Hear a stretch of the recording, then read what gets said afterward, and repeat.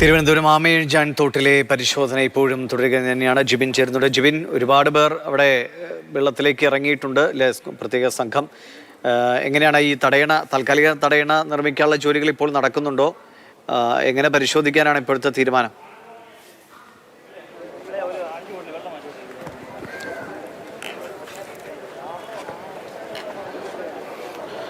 ദിവിഷ്, ആദ്യഘട്ടത്തിൽ ഇപ്പോൾ ഇവിടെ ഈ ഷട്ടർ താഴ്ത്തിക്കൊണ്ട് ജലത്തിൻ്റെ അളവ് കൂട്ടി അതിനുള്ളിലേക്ക് പ്രവേശിക്കുക, അതായത് ജലത്തിൻ്റെ അളവ് വലിയ രീതിയിൽ കൂട്ടിക്കൊണ്ട് ഈ മാലിന്യങ്ങൾ പുറത്തേക്ക് വരികയും ഇവർക്ക് ഈ സ്കൂബ ഡൈവിംഗ് സംഘത്തിനകത്തേക്ക് ഡൈവ് ചെയ്ത് കയറാനുള്ള ഒരു സാഹചര്യം ഒരുക്കുമെന്നാണ് ആദ്യഘട്ടത്തിൽ അറിയിച്ചിരുന്നത്. പക്ഷേ ആ ഒരു സാഹചര്യമല്ല ഇപ്പോൾ ഉള്ളത്. താൽക്കാലികമായി അവർ അതായത് ഈ ജലത്തിൽ ഷട്ടർ താഴ്ത്തിക്കൊണ്ട് ഇവിടെ നിന്നുള്ള ജലത്തിൻ്റെ അളവ് ഉയർത്തുന്നതിനുള്ള ആ ഒരു പരിപാടി അവർ ഇപ്പോൾ താൽക്കാലികമായി മാറ്റിവെച്ചിരിക്കുകയാണ്. അവർ ഇപ്പോൾ ശ്രദ്ധ കേന്ദ്രീകരിക്കുന്നത് ഇവിടെ നിന്ന് അകത്തേക്ക് ഒരു 12.5 മീറ്റർ ദൂരത്തേക്ക് ഡൈവ് ചെയ്ത് പോയി അവിടെ ഒരു പരിശോധന നടത്താൻ വേണ്ടിയിട്ടുള്ള ഒരു കാര്യമാണ് ഇപ്പോൾ തീരുമാനിച്ചിരിക്കുന്നത്. അതിന് പ്രകാരമാണ് ഈ NDRFിൻ്റെയും അതുപോലെ ഫയർഫോഴ്സിൻ്റെയും സ്ക്യൂബ ഡൈവിങ്ങിൻ്റെ സംഘം ഇതിനുള്ളിലേക്ക് ഇറങ്ങിയിരിക്കുന്നതെന്നാണ് നമുക്ക് മനസ്സിലാക്കാൻ സാധിക്കുന്നത്. ഇവർ ഈ സംഘം ഉള്ളിലേക്ക് കടന്ന് ആദ്യഘട്ടത്തിൽ ഉള്ളിലേക്ക് കടന്നുകൊണ്ട് ഇവർക്ക് അതായത് മനുഷ്യസാധ്യമായിട്ട് ഇവിടെ നിന്ന് മാറ്റാൻ സാധിക്കുന്ന മാലിന്യങ്ങളൊക്കെ തന്നെ ഇവർ ഇവിടെ നിന്ന് മാറ്റും.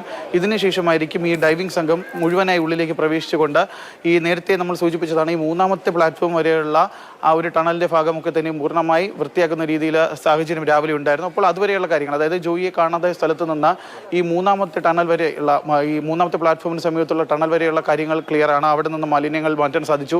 അവിടെ വരെ ഏറെക്കുറെ അവർക്ക് പൂർണ്ണമായി പരിശോധിക്കാൻ സാധിച്ചു എന്നാണ് സ്കൂബ ഡൈവിംഗ് സംഘവും കേരള ഫയർഫോഴ്സ് നമുക്ക് നേരത്തെ അറിയിച്ചിരുന്നത്. അപ്പോൾ അതിനുശേഷമുള്ള ഭാഗമാണ് ഇനി ഏകദേശം അവർക്ക് അതിനുശേഷമുള്ള ഭാഗം, അതായത് ഈ ജോയിയെ കാണാതെ സ്ഥലത്ത് നിന്ന് 30 മീറ്റർ വരെയുള്ള 50 മീറ്റർ വരെയുള്ള ഭാഗം പൂർണ്ണമായി വൃത്തിയാക്കാൻ സാധിച്ചു. അതിനുശേഷം ഈ 5ാമത്തെ പ്ലാറ്റ്ഫോം വരെയുള്ള മറ്റ് ബാക്കിയുള്ള ദൂരമാണ് ഇനി ഇവർക്ക് വൃത്തിയാക്കേണ്ടതുണ്ട്. എന്നാൽ മാത്രമേ അതിനുള്ളിലേക്ക് കടന്നുകൊണ്ട് ഒരു പരിശോധന സാധ്യമാകുകയുള്ളൂ. അതിൻ്റെ ആദ്യഘട്ടമായി തന്നെയാണ് ഇപ്പോൾ ഈ 5ാമത്തെ പ്ലാറ്റ്ഫോമിന് സമീപത്ത് നിന്ന് ഈ ടണൽ ആമയിഴഞ്ചാൻ തോടിലേക്ക് എത്തുന്ന ഭാഗത്ത് നിന്ന് ഉള്ളിലേക്ക് കയറിക്കൊണ്ടുള്ള ഒരു പരിശോധന ഇപ്പോൾ പുരോഗമിച്ചുകൊണ്ടിരിക്കുന്നത്. ഈ ഒരു പരിശോധന കൂടി നടത്തിയതിനു ശേഷം എന്നിട്ടും ജോയിയെ കണ്ടെത്താൻ സാധിച്ചില്ല എങ്കിൽ മാത്രമാണ് നേരത്തെ സൂചിപ്പിച്ചതുപോലെയുള്ള ഈ വെള്ളത്തിൻ്റെ അളവ് ഇവിടെ കൂട്ടിക്കൊണ്ട് ഇതിനുള്ളിലേക്ക് പൂർണ്ണമായി തന്നെ ഡൈവ് ചെയ്ത് കയറിക്കൊണ്ടുള്ള ഒരു പരിശോധന നടത്തുന്ന ആ ഒരു തന്ത്രത്തിലേക്ക് ഇനി പോവുകയുള്ളൂ. എന്തായാലും ഇപ്പോൾ നടന്നുകൊണ്ടിരിക്കുന്ന ഈ ഒരു മെത്തേഡ് പ്രകാരം ഇതിനുള്ളിലേക്ക് കടക്കുന്ന സംഘം ഇവിടെ നിന്നുള്ള മാലിന്യങ്ങൾ മാറ്റുകയും തുടർന്ന് ഇതിന് പരിശോധന നടക്കുകയും ഇതേ സമയം തന്നെ ഇപ്പോൾ 3ാമത്തെ പ്ലാറ്റ്ഫോമിലെ ആ ഒരു മാൻഹോൾ വഴി ഇറങ്ങിക്കൊണ്ടുള്ള പരിശോധന നടക്കുന്നു. അതുപോലെ തന്നെ അതായത് ജോയിയെ കാണാതായ സ്ഥലം 1ാമത്തെ പ്ലാറ്റ്ഫോമിന് സമീപത്ത് നിന്ന് അവിടെ നിന്നും ഉള്ളിലേക്ക് ഇറങ്ങിക്കൊണ്ടുള്ള ഒരു പരിശോധന നടക്കുന്നു. അതായത് ഒരേ സമയം തന്നെ നിലവിൽ മനുഷ്യർക്ക് ഇറങ്ങി പരിശോധന നടത്താൻ സാധിക്കുന്ന 3 സ്ഥലങ്ങളിലും ഒരേ സമയം ഇറങ്ങിക്കൊണ്ടുള്ള ഒരു പരിശോധന തന്നെയാണ് ഇപ്പോൾ ഇവിടെ നടന്നുകൊണ്ടിരിക്കുന്നത്. ശരി, അമൽ തെന്നമർബിൽ കൂടി ചേരുകയാണ്. അമൽ, ജിബിൻ കാര്യങ്ങൾ പറഞ്ഞുകൊണ്ടിരിക്കുകയാണ്. വളരെ പ്രതീക്ഷയോടെ ഇന്നലെ തുടങ്ങിയ പരിശോധനയാണ്, പക്ഷേ മണിക്കൂറുകളേറെ പിന്നിട്ടു. ഇനി നാവികസേനയുടെയും ഒക്കെ പ്രത്യേക സംഘം വരുമെന്ന പ്രതീക്ഷയോടെ കാത്തിരിക്കുന്നു. ഇപ്പോഴെങ്ങനെയാണ് സ്കൂബ ഡൈവിംഗ് ടീം ഒപ്പം തന്നെ അഗ്നിശമന സേനാ വിഭാഗമൊക്കെ നിലവിൽ പരിശോധനകൾ നടത്തുന്നത്?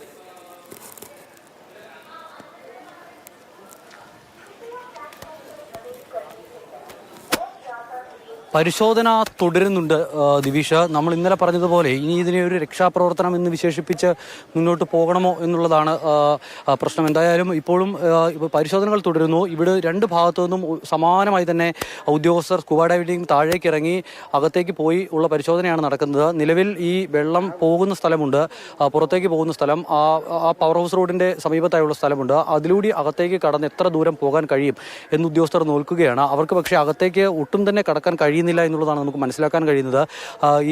ഇതിൻ്റെ ടണലിൻ്റെ തുടക്കം മുതൽ കുറച്ചങ്ങോട്ട് കയറുമ്പോൾ തന്നെ അവർ ബുദ്ധിമുട്ട് നേരിടുന്നു എന്നുള്ളതാണ് അകത്തു നിന്നും അവർ ഈ പുറത്തെ ഉദ്യോഗസ്ഥർക്ക് നൽകുന്ന നിർദ്ദേശം. എന്തായാലും ഇവിടെ നിന്നും ഇനി മറ്റ് സാധ്യതകൾ കൂടി തേടി മുന്നോട്ട് പോകാനുള്ളൊരു തീരുമാനത്തിലേക്ക് അങ്ങനെയാണെങ്കിൽ പോകേണ്ടി വരും. നിലവിൽ നല്ല എഫിഷ്യൻ്റായ ഉദ്യോഗസ്ഥരാണ്, പരിശീലനം നേടിയിട്ടുള്ള, വിദേശത്ത് പോയി പോലും പരിശീലനം നേടിയ ഉദ്യോഗസ്ഥരാണ്. പക്ഷേ ഇവർക്ക് ഇത്തരമൊരു സാഹചര്യത്തെ മറികടക്കാൻ കഴിയുന്നില്ല. അതിനാൽ തന്നെ മറ്റ് എന്ത് സാധ്യത എന്നുള്ളതാണ് ഇപ്പോൾ പരിശോധിക്കുന്നത്. കളക്ടർ സ്ഥലത്തുണ്ട്, മേയർ സ്ഥലത്തുണ്ട്, അതോടൊപ്പം തന്നെ RFO അടക്കമുള്ളവർ സ്ഥലത്തുണ്ട്. എല്ലാവരും ചേർന്ന് ആലോചിച്ച് ഇനി മറ്റ് സാധ്യത, നേരത്തെ ഞാൻ പറഞ്ഞതുപോലെ വെള്ളം 2 ഭാഗത്തും കെട്ടി നിർത്തിയതിന് ശേഷം തുറന്നു വിട്ട് ആ ഫോഴ്സിൽ അകത്ത് കിടക്കുന്ന മാലിന്യങ്ങളും അകത്ത് എന്തെങ്കിലും ഉണ്ടെങ്കിൽ അതെല്ലാം പുറത്തേക്ക് തള്ളിക്കൊണ്ട് വരുന്നതിന്, അതിനുശേഷം ഇവിടെ ഈ വരുന്ന മാലിന്യങ്ങൾ തടഞ്ഞു നിർത്തി പരിശോധന നടത്തുന്നതിനാവശ്യമായ ഒരു സാധ്യത കൂടി അങ്ങനെ തേടുന്നുണ്ട്. പക്ഷേ അതത്ര പ്രായോഗികമാണ് എന്ന് പറയാൻ കഴിയില്ല.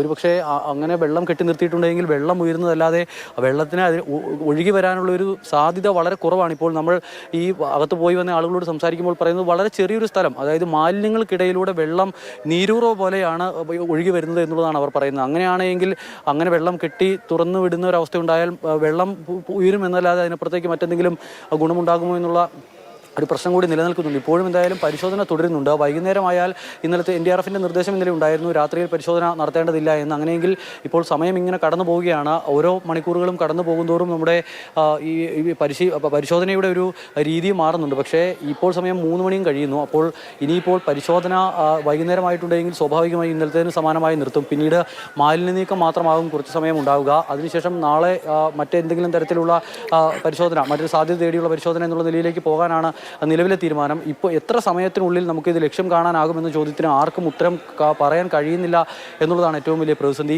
അവരെയും പറഞ്ഞിട്ട് കാര്യമില്ല. മണിക്കൂറുകളായി ഇങ്ങനെ മാലിന്യ വെള്ളത്തിൽ കിടന്നാണ് അവർ പരിശോധന നടത്തുന്നത്.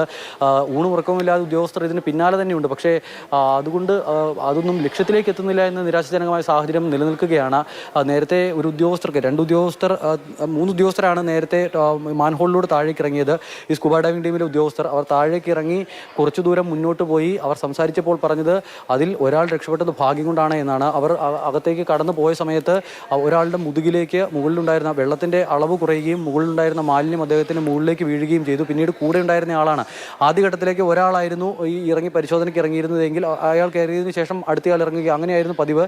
പക്ഷേ ഇങ്ങനെ ഒരു അപകട സാധ്യത നേരത്തെ ഉണ്ടായ പശ്ചാത്തലത്തിലാണ് ഇപ്പോൾ 2 പേരെ അകത്തേക്ക് വിട്ടിരിക്കുന്നത്. ഈ ഒപ്പമുണ്ടായിരുന്ന ആളാണ് ഈ നേരത്തെ ഞാൻ പറഞ്ഞ മാൻഹോളിൽ ഇറങ്ങിയ ആൾക്ക് പ്രശ്നമുണ്ടായപ്പോൾ അയാളെ രക്ഷിച്ചെടുത്ത് കരയിലേക്ക് കൊണ്ടുവന്നത് എന്നുള്ളതാണ് അവർ പറയുന്നത്. അതിനാൽ തന്നെ ഇപ്പോൾ കൂടുതൽ ജാഗ്രത പുലർത്തിക്കൊണ്ടുള്ളൊരു പരിശോധനയാണ് ഉദ്യോഗസ്ഥരുടെ ഭാഗത്തു നിന്നും സ്കൂബ ഡൈവിംഗ് ടീമിൻ്റെ ഭാഗത്തു നിന്നും എല്ലാം ഉണ്ടാകുന്നത്.